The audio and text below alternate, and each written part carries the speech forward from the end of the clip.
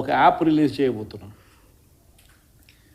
రాష్ట్రంలో ఎక్కడైనా కానీ, ఎవరికైనా కానీ, ఏ అధికారితో అయినా కానీ హెరాస్మెంట్కి ఎవడైనా లోన్ అయితే ఆ యాప్ లేకపోయి యాప్ అడిగే క్వశ్చన్, నీకు ఏ రకంగా అన్యాయం జరిగింది అని.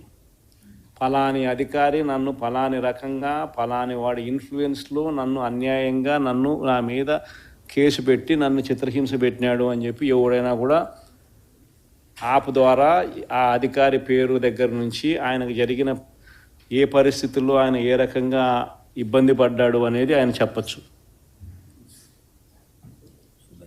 ఆయన దగ్గర ఏదైనా ఆధారాలు ఉంటే ఆ ఆధారాలు కూడా ఆయన అప్లోడ్ చేసే ఫెసిలిటీ కూడా కల్పిస్తూ ఉన్నాం.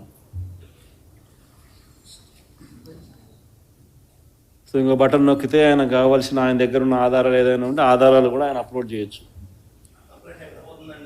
ఆటోమేటిక్లీ ఆ కంప్లైంట్ మన డిజిటల్ లైబ్రరీలోకి వచ్చేస్తుంది. ఆ యాప్ ద్వారా మన డిజిటల్ లైబ్రరీ మన దగ్గర ఉన్న మన సర్వర్లలోకి మన డిజిటల్ లైబ్రరీలోకి వచ్చేస్తుంది. రేపొద్దున మనం ముఖ్యమంత్రి అయిన తర్వాత ఆ డిజిటల్ లైబ్రరీ మనం ఓపెన్ చేస్తాం. రేపొద్దున ఎవరికి రాష్ట్రంలో ఏ కార్యకర్తకైనా ఎవరికైనా కూడా ఎటువంటి అన్యాయం జరిగినా, ఏ అధికారి వల్ల అన్యాయం జరిగినా,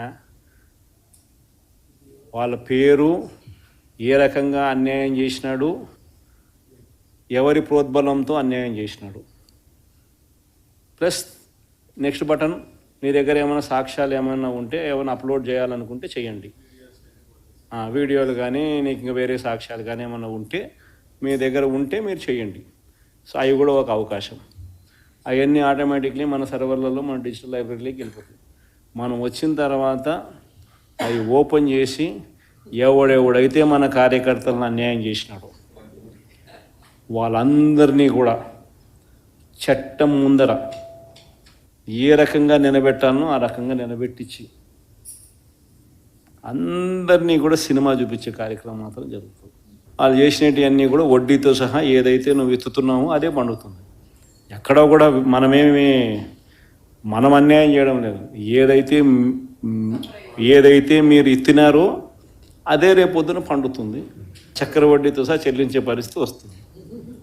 అదొకటి ఖచ్చితంగా నెక్స్ట్ 10 రోజుల్లో రిలీజ్ చేయబోతున్నాం.